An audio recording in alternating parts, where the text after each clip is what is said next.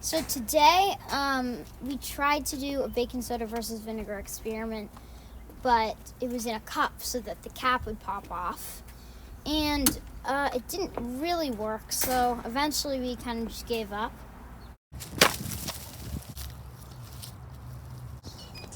But here's the best recording we could get.